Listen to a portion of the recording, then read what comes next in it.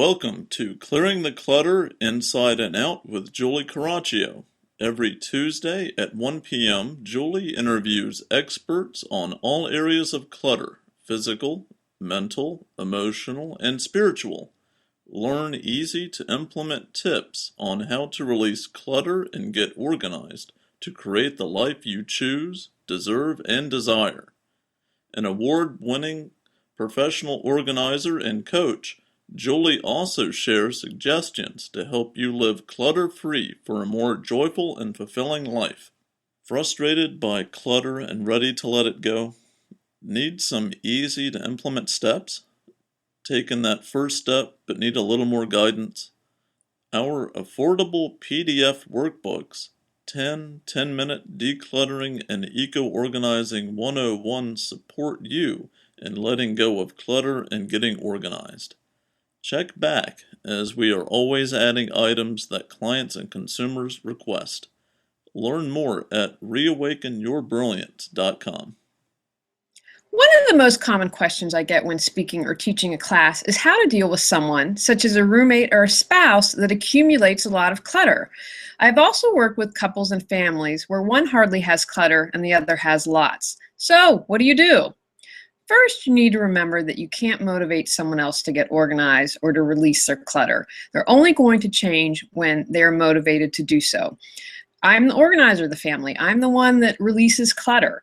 And we were working on our kitchen. We were remodeling it. And prior to that, I'd said to my husband, we really need to go through the garage because my husband is one of those guys, he can fix anything. And so because of that, he has a lot of tools. And so he moved into my place when we got married. And I didn't have a lot. I have lawn and garden, but he had tons of tools. And I said, honey, okay, we really need to get this done. Now, I know as my work as a professional organizer, you can't push someone. And so I didn't. So we're working on remodeling the kitchen because I knew that something would have to happen to motivate him.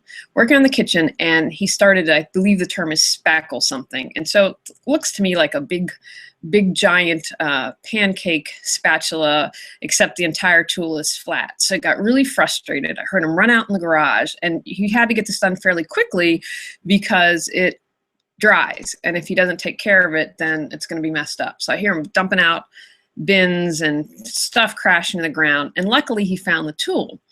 But after that, he was like, okay, I'm ready to get the garage organized. Because he couldn't find what he needed easily, especially since he's something he uses tools daily, he was motivated to make a change.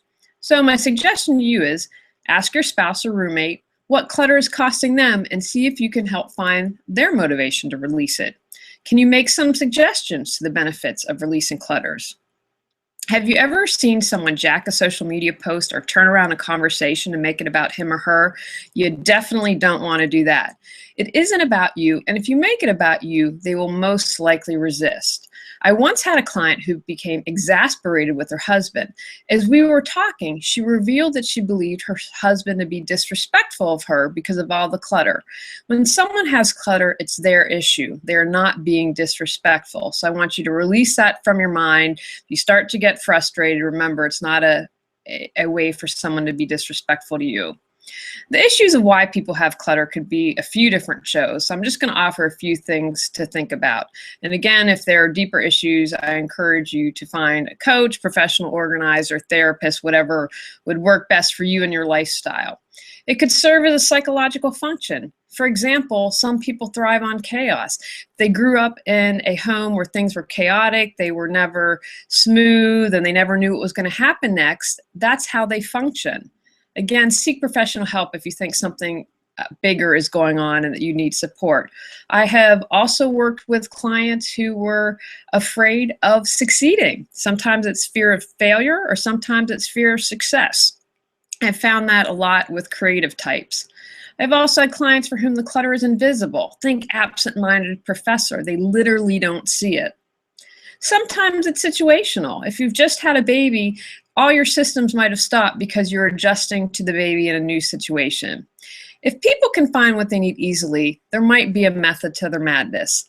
Some people also aren't able to ask for help, so take the step and offer assistance. So I just want to suggest some potential solutions for you. I'm going to mention my favorite one first. Love them and let it go. One of my fans wrote on Facebook, I have my faults and my husband still loves me, so I learned to just work with this. If you're okay with picking up or keeping on top of the clutter, this is a possibility. Change your attitude. The Four Agreements by Don Miguel Ruiz. Number 2 is don't take anything personally. What someone does to you has nothing to do with you. How you react has everything to do with you. If you're constantly getting angry and upset, a little self-reflection may be in order to find out what the clutter is really triggering. Why or what are you trying to control? Look to where piles are and create storage. After I suggested this, someone in my audience emailed me later to say that she did that for all her husband's reading material in their bedroom, and it made a huge difference. He was able to keep all of it, and while it wasn't super organized, it was contained, and she didn't have to worry about tripping over everything, and he could easily find what he wanted to read. You could set up a lost and found in the house where you see clutter. Set a deadline, i.e., everything will be donated at the end of the month that is not taken out of the basket. Put a screen or throw a sheet over this. I've had to do this with clients. In one home, we needed to carve out a space for my client to read and meditate.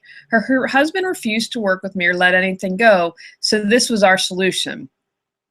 I want to offer a few more tips. Remember, you're a team. Create a goal and have that be the focus, and let everyone own problems and solutions. Your spouse, roommate, etc. is not the enemy. Co-design shared spaces. If everyone hangs out in the TV room, have the family work together to establish rules. For areas such as bedroom, give your kids some leeway. Allow for their input and come up with solutions together. If you smell stuff, clutter has to go. But if clothes scattered about until they're picked up on Sunday, let it slide. Also, divvy up responsibility. Whoever pays the bills organizes it, but creates an index so the other person knows what's going on. And finally, don't rule out hiring a professional organizer if you need a professional outside opinion. Okay, everyone, go out and you and your spouse or roommate clear some clutter to create the life you choose, deserve, and desire. Frustrated by clutter and ready to let it go? Need some easy to implement steps? Taken that first step but need a little more guidance? Our affordable PDF workbooks, 10-minute decluttering and eco-organizing 101 support you in letting go of clutter and getting organized. Check back, as we are always adding items that clients and consumers request. Learn more at reawakenyourbrilliance.com. Thanks for tuning in to Clearing the Clutter Inside and Out.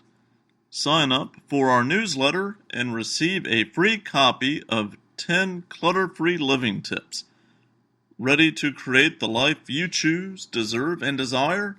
Learn about Julie's coaching, ebooks, online monthly decluttering classes, how to organize your life, office hours, and her unique clutter-free living mastermind at reawakenyourbrilliance.com. You can also watch all episodes on YouTube or download on iTunes and more. Join us next Tuesday at 1 p.m. Remember, the journey of 1,000 miles begins with one step.